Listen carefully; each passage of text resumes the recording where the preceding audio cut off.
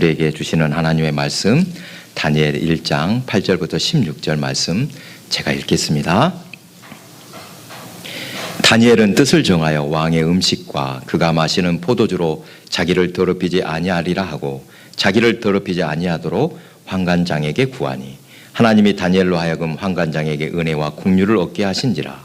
환관장이 다니엘에게 이르되 내가 내 주 왕을 두려워하노라. 그가 너희 먹을 것과 너희 마실 것을 지정하셨거늘 너희 얼굴이 초췌하여 같은 또래의 소년들만 못한 것을 그가 보게 할 것이 무엇이냐. 그렇게 되면 너희 때문에 내 머리가 왕 앞에서 위태롭게 되리라 하니라. 환관장이 다니엘과 하나냐와 미사엘과 아샤라를 감독하게 한 자에게 다니엘이 말하되 청하오니 당신의 종들을 열흘 동안 시험하여 채식을 주어 먹게 하고 물을 주어 마시게 한 후에 당신 앞에서 우리의 얼굴과 왕의 음식을 먹는 소년들의 얼굴을 비교하여 보아서 당신이 보는 대로 종들에게 행하소서 하며 그가 그들의 말을 따라 열흘 동안 시험하다니 열흘 후에 그들의 얼굴이 더욱 아름답고 살이 더욱 윤택하여 왕의 음식을 먹는 다른 소년들보다 더 좋아 보인지라. 그리하여 감독하는 자가 그들에게 지정된 음식과 마실 포도주를 제하고 채식을 주니라. 아멘. 함께 인사 나눕니다. 보고 싶었습니다. 송기돈 집사님 일 많이 쓰셨습니다. 건강하게 뵈니까 참 좋습니다. 우리는 한 가족입니다. 주일이 기다려졌습니다. 아멘. 주일이 기다려져야 됩니다. 예. 신앙인으로서 이것은 꼭 지키겠다. 신앙생활의 기본으로 여긴 것들이 각자 있을 것입니다. 어떤 분은 나는 꼭 주일 성수하겠다. 이런 분이 있지요. 그리고 기도 시간 정해서 나는 꼭 그 시간 지키겠다. 또 희생과 봉사, 섬김의 삶을 살겠다. 또 분명한 헌금 생활도 하겠다. 각자 중요하게 생각하는 것이 조금씩은 다를 것입니다. 그렇다면 구약시대 이스라엘 백성들이 신앙생활의 기본이라고 여긴 것은 무엇이었을까? 여러분 이거 한 번쯤 생각해 보셨습니까? 우리는 오늘날 이렇게 중요하게 생각하는데 이것을 중요하게 생각하는데 옛날에 이스라엘 백성들은 무엇을 중요하게 여기면서 신앙생활을 했을까? 지난주 오후 예배 때도 잠시 말씀을 드렸습니다. 출애굽 당시에 모세가 애굽의 바로 앞에 서서 하나님의 말씀을 전했습니다. 그때 공통으로 전했던 말이 있습니다. 두 차례가 나옵니다. 먼저 출애굽기 3장 18절 너는 그들의 장로들과 함께 애굽 왕에게 이르기를 히브리 사람의 하나님 여호와께서 우리에게 임하셨은즉 우리가 우리 하나님 여호와께 제사를 드리려 하오니 사흘길쯤 광야로 가도록 허락하소서 하라. 또 두 번째 출애굽 5장 1절입니다. 그 후에 모세와 아론이 바로에게 가서 이르되 이스라엘 하나님 여호와께서 이렇게 말씀하시기를 내 백성을 보내라. 그러면 그들이 광야에서 내 앞에 절기를 지킬 것이니라 하셨나이다. 여러분 모세가 애굽의 바로에게 이스라엘 백성을 내보내라 이렇게 말할 때 공통적으로 말했던 거 잘 들어보십시오. 무슨 목적으로 광야에 나가겠다고 했습니까? 먼저 처음에는 여호와께 제사를 드리기 위해 또는요 여호와 앞에 절기를 지키기 위해서라고 말했습니다. 이것은 곧 하나님께서 이스라엘 백성을 애굽에서 이끌어내신 해방하신 목적이기도 합니다. 무엇 때문에 이스라엘 백성을 이끌어냈다? 하나님을 섬기는 백성이 되어라. 하나님께 제사를 드리고 절기를 지키는 백성이 되도록 해방해 주셨다는 뜻입니다. 여기서 중요한 것을 발견하게 됩니다. 이스라엘 백성은 어떻게 하나님의 백성이 되는가? 하나님의 백성으로서 예배드리는 것, 즉 절기를 지키는 것이 가장 기본이라는 것입니다. 그런데 여러분 여호와 앞에 절기를 지키는 것 구체적으로 어떤 절기를 말합니까? 흔히 이스라엘의 3대 절기 우리가 아는 유월절, 칠칠절, 장막절 이것을 생각할 것입니다. 절기를 지킨다면 이 3대 절기를 지킨 것 그것도 맞는 말입니다만 절기는 언제부터 시작된다고 했습니까? 안식일부터 시작이 된다는 사실입니다. 그러니까 신앙생활의 가장 기본 이스라엘 백성들이 하나님의 백성으로서 꼭 지킬 것 무엇이다? 바로 안식일의 준수라는 것입니다. 지금 시대가 변했지만 그러한 신앙의 자세는 본받을 만하다고 여겨집니다. 이스라엘 역사에서 가장 중요한 두 사건 몇 번 말했습니다. 출애굽과 바벨론 포로라고 할 것입니다. 출애굽은 그 사건으로 이스라엘 민족의 역사가 시작되었기 때문에 당연히 중요합니다. 그런데 바벨론 포로기는 가장 아픈 역사인데 어떤 의미에서 중요하다는 것입니까? 포로기 이전과 이후가 완전히 달라졌기 때문입니다. 역사에 가정법이란 없다고 합니다만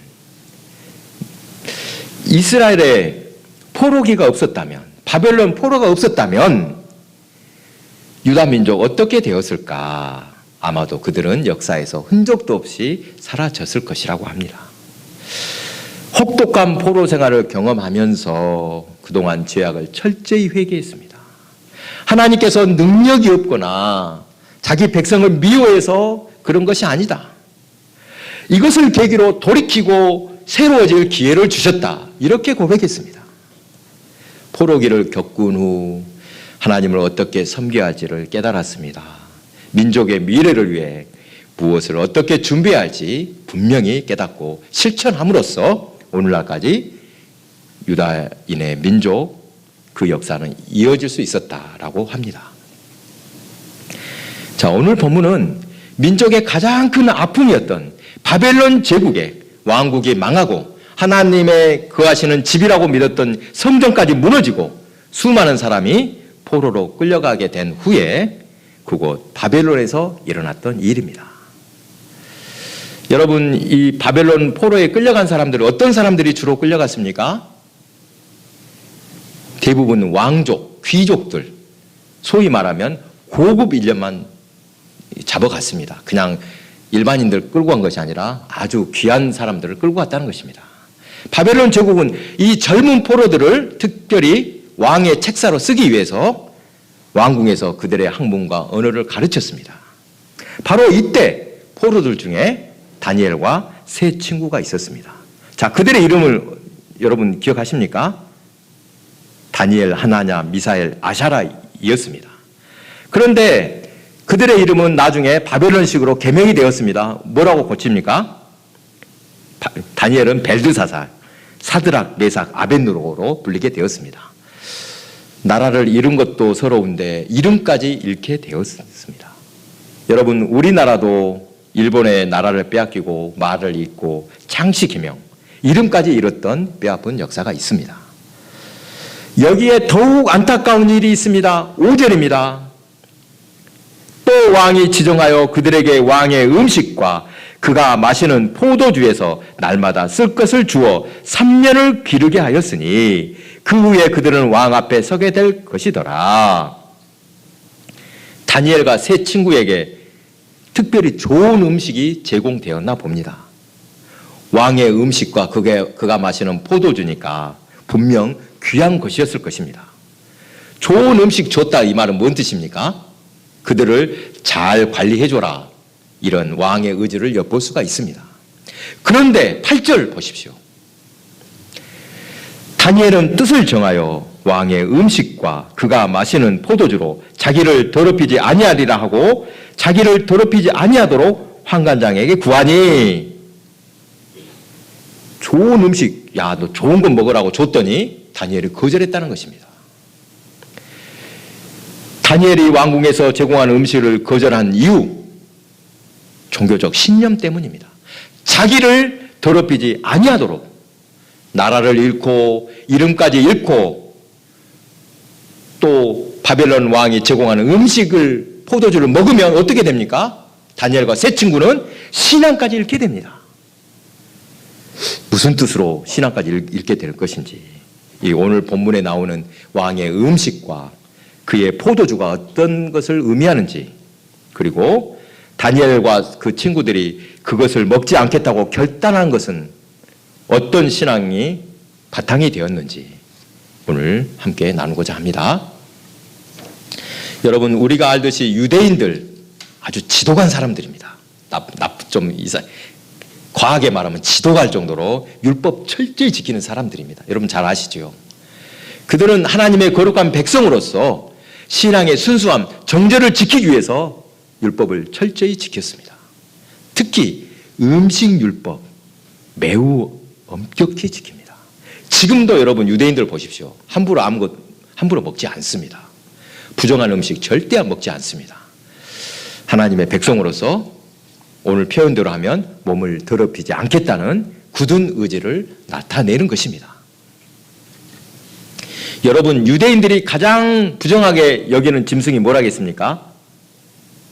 뭘 좀 부정하게 여깁니까? 가장 그 중에서도 돼지. 예.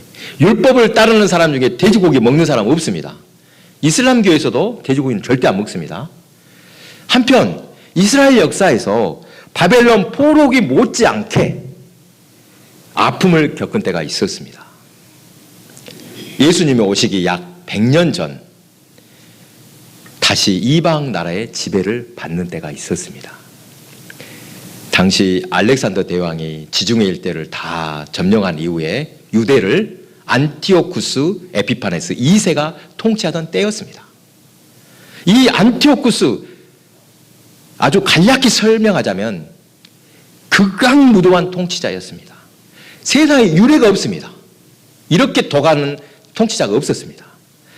유대인의 종교적 열심을 와해시키기 위해서 일부러 성전을 다 더럽혔습니다. 그리고 유대인들에게 부정한 음식을 먹으라고 강요했습니다.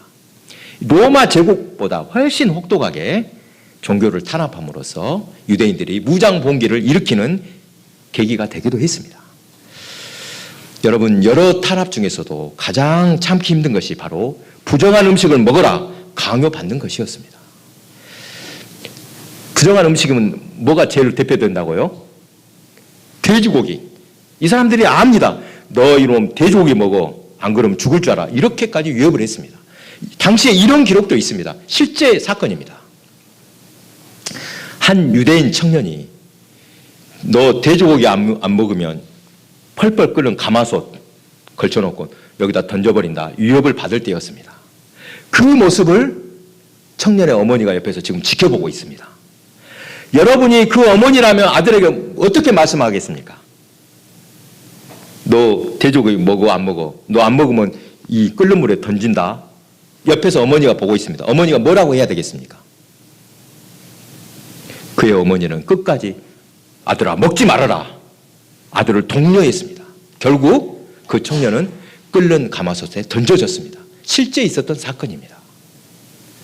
어떤 음식을 먹느냐 마느냐로 죽고 사는 것이 결정된다면 여러분 어떻게 하시겠습니까? 너 이거 안 먹으면 죽는다. 눈 딱 감고 삼키면 목숨을 건질 수 있는데 그것을 먹으면 어떻게 된가? 율법을 어겨서 하나님의 백성에서 끊어지게 됩니다. 너 목숨을 건질래? 아니면 율법을 지킬래? 이때 여러분 어떻게 하시겠습니까? 솔직히 저는 자신 없습니다. 안타깝지만 일단 살고 보자고 종교적 순결을 버리는 사람들이 많았습니다.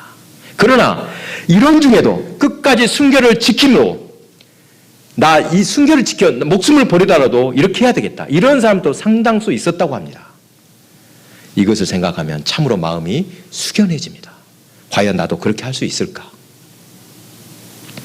오늘 본문 12절 이하를 보니 다니엘과 그 세 친구들은 채식과 물만 먹고 열흘 후 결과를 봐달라고 부탁합니다. 한 10일만 기회를 주십시오. 그리고 열흘 후에 결과를 보니까 어땠습니까? 오히려 그들의 얼굴이 더욱 아름답고 살이 윤택해졌습니다. 또 이것을 두고 어떤 사람은 뭐라 하느냐? 그거 봐라. 육식보다는 채식이 건강이 좋다. 성경에도 나왔지 않냐? 이렇게 주장하는 사람도 있는데 물론 그것을 말하는 것은 아닙니다. 다니엘이 왕의 음식과 포도주를 끝까지 거부한 이유, 그것은 중요한 이유가 있기 때문입니다. 그 음식이 어떤 음식이다? 바로 우상의 제물로 드려졌기 때문입니다. 당시 이방들이 먹었던 고기 대부분은 우상의 제물로 드려졌던 것입니다. 거의 다 그랬습니다. 짐승을 도살하는 목적 자체가 무엇이다? 식용이 아니었습니다. 제물로 드려지기 위해서 짐승을 잡았던 것입니다. 만약에 식용으로 나 이놈 고기 소 잡아먹자라고 잡으면 감당하기 힘들 정도로 비쌌습니다. 아주 고가였다고 합니다. 일반인들 소 못 잡아먹습니다. 또 고기만이 아니라 포도주도 이방신에게 드려졌던 제물이 상에 올라왔던 것입니다. 고기 중에 비록 우상의 제물로 드려진 것이 아니더라도 부정한 음식, 짐승으로 요리한 음식도 있었을 것입니다. 그것을 잘 알기 때문에 다니엘은 왕의 식탁에 오른 고기를 거절했던 것입니다. 이 자리에 여러분 중에 무슨 일이 있어도 나는 절대 그런 부정한 음식은 먹지 않고 끝까지 신앙 지키겠다 말하는 분들도 분명 있을 것입니다. 그런 분 있습니까? 나는 차라리 죽여라. 사실 그러기가 쉽지 않습니다. 여러분 이런 걸 한번 상상해 보십시오. 다른 사람들은 아무 꺼리낌 없이 다 먹고 아무 탈 없더라도 이렇게 먹고 있는 그런 모습을 상상해 보십시오. 나 혼자라면 모를까? 아니 다들 아무 양심의 가책도 없이 그냥 종교적 순결을 버리고 대충 그렇게 살고 있는데 뭐 한다고 나만 끝까지 신앙을 지키겠다 이렇게 하기가 쉽냐는 것입니다. 쉽습니까? 어렵습니까? 어렵습니다. 그런데 15절의 결과를 보십시오. 끝까지 신앙의 정절을 지킨 사람들을 하나님이 반드시 축복하심을 믿으시기 바랍니다. 왕의 음식을 먹는 모든 소년보다 어쩐다고요? 다니엘과 세 친구는 얼굴이 더욱 아름답고 살이 더욱 윤택해졌습니다. 왕의 명령을 어기고 예루살렘을 향해 기도하다가 다니엘은 사자굴에 던져졌습니다. 그때 어떻게 했습니까? 사자가 입을 대지도 못하게 사자 입을 봉하심으로 하나님은 다니엘을 지켜주셨습니다. 하나님은 그들의 충성심을 귀히 여기시고 복주심을 믿으시기 바랍니다. 아멘. 사랑하는 교회 여러분, 다니엘 시대뿐만 아니라 우리 시대도 왕의 음식을 먹으라고 강요받습니다. 신앙인이라도 세상과 타협할 줄 알아야 큰 인물이 된다. 우리에게 달콤하게 말합니다. 그렇게 신앙을 지켜봐야 누가 알아주기를 하느냐. 너만 고달프다. 조롱하기도 합니다. 맞습니다. 우리가 세상과 타협하지 않고 오로지 신앙의 순결을 지키자면 세상에서 왕따를 당할 수도 있습니다. 세상적인 성공도 힘들고 세상적인 보상도 없습니다. 여러분 지금 시대를 보십시오. 좀 오래된 되었습니다만 설문조사를 했더니 정직하게 살면 어쩐다고요? 나만 손해본다라고 생각하는 사람들이 대다수였습니다. 이런 세대에 역사적으로 위대한 인물들의 삶은 우리에게 한 가지 큰 도전을 줍니다. 지금 당대에 누릴 것 다 누리고 그렇게 살다 갈 것인가? 아니면 지금은 고난의 길이라도 역사 속에서 살아있는 사람으로 평가받을 것인가? 여러분 이것을 고민하며 살아야 합니다. 그냥 세월을 흘러간 대로 사는 것이 인생일 수 없습니다. 지금 이 땅에서 누릴 것만 생각하는 인생, 어리석은 인생입니다. 왜요? 인생은 너무도 짧기 때문입니다. 금방 때가 되면 돌아가야만 합니다. 그리고 남겨진 사람들은 떠난 사람을 평가하고 기억한다는 사실입니다. 떠난 사람들을 어떻게든 평가합니다. 여러분 그렇지 않습니까? 사람들만이 기억하고 평가하는 것이 아니라 하나님께서 기억하시고 하늘에 상급이 있음을 말씀해 주셨습니다. 여러분 이것을 믿으시기 바랍니다. 사랑하는 교회 여러분, 왕의 음식과 포도주로 자신을 더럽히지 아니하리라. 이 다니엘의 결단을 우리 시대에 우리말로 한번 적용해 보고자 합니다. 어떤 의미일까? 일단 우리에게는 이미 음식율법이 깨졌습니다. 이것은 단순히 우상의 제물 먹냐 안 먹냐 이 문제를 넘었다는 뜻입니다. 어떤 음식을 먹더라도 우리는 죄책감 느낄 필요 없습니다. 각자 신앙 양식껏 마음대로 드시면 됩니다. 다니엘이 거부한 왕의 음식, 단순히 식탁의 음식이 아니라 의식주 전체로 우리 일상에서 꼭 필요한 것이라고 확대해서 한번 적용해 봅니다. 여러분, 의식주가 뭡니까? 입을 옷, 식, 먹을 음식, 주, 실, 집을 말하는데 이것들은 다 뭐하고 연결됩니까? 뭐가 있어야 됩니까? 옷 입으려면? 돈으로 연결됩니다. 먹고 사는 모든 일이 다 돈입니다. 사실은. 그렇죠. 오늘날 우리가 사는 세상에는 본문의 왕의 음식이라고 할 만한 우상의 재물들이 너무도 많습니다. 이 세대를 보면 너나 할 것 없이 가리지 않고 그냥 대충 먹어도 아무 탈 없더라 이렇게 넘기는 모습들입니다.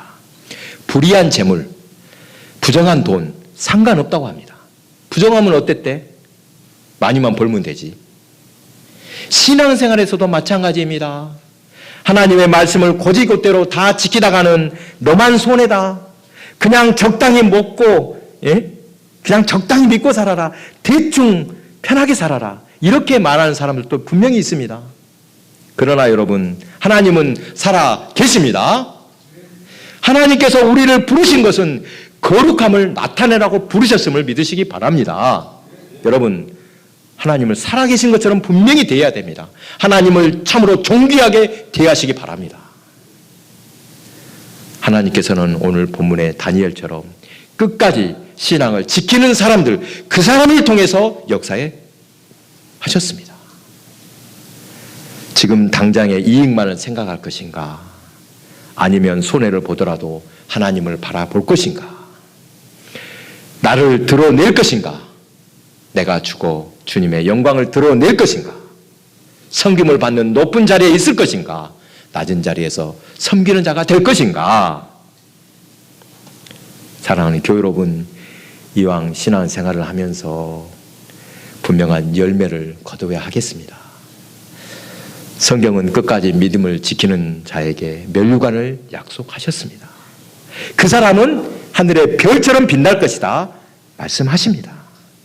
우리의 욕심을 따라가면 지금 당장에는 이익을 얻고 승리할 것 같으나 그렇지 않습니다. 아침 안개와 같은 인생일 뿐입니다. 미래가 있는 인생을 살아야 합니다. 약속 있는 인생을 살아야 합니다. 하나님의 약속은 결코 변할 수 없습니다. 아멘. 생전에는 응답이 없다 할지라도 하나님은 후손을 통해서라도 반드시 그 약속을 이루십니다. 그 축복을 이루어 주심을 믿으시기 바랍니다. 마지막으로 다니엘이 이렇게 굳건한 신앙을 갖게 된 배경 분명히 있을 것입니다. 이것을 살펴보고 오늘 우리에게 적용할 것을 한번 돌아보겠습니다.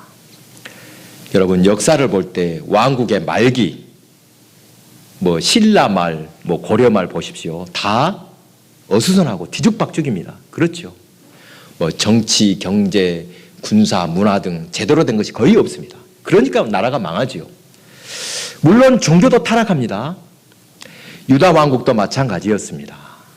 세상이 어지러울 때 종교라도 깨어있다면 그나마 버팀목이 될 텐데 오히려 종교가 더 빨리 타락하고 망하는 길로 갔습니다. 그렇게 어두운 왕국 말기에 한 가닥 빛이 있었습니다. 요시야 때 단행한 종교개혁이 그 빛입니다. 여러분, 히스기야는 잘 아시는데 요시야 누군지 알고 계십니까? 요시야는 잘 모르는 것 같습니다. 그러나 저는 개인적으로 히스기야와 요시야는 비교가 안 된다고 생각합니다. 누가 더 훨씬 좋다? 요시야가 훨씬 좋은 왕입니다.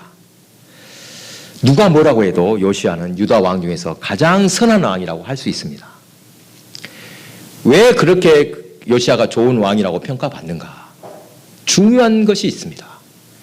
요시야 왕 때 방치되었던 성전에서 성전이 다 물고 예배를 안 드리니까 그냥 방치되어 있는데 그 성전에서 율법책, 하나님의 말씀을 발견했습니다. 그리고 깜짝 놀랐죠. 옷을 찢었습니다. 이렇게 소중한 말씀이 있었는데 우리가 이 말씀을 안 지키고 있었구나. 요시야가 명령을 내렸습니다. 철저하게 말씀을 지켜라. 천국의 명령을 내렸습니다. 다시 절기가 지켜졌고 산당들을 헐고 우상을 깨뜨렸습니다. 그리고 진짜 중요한 것, 어린 세대에게도 말씀을 가르치기 시작했습니다. 안타깝게도 이 요시야 39의 젊은 나이에 전쟁터에 나가서 전사하고 말았습니다.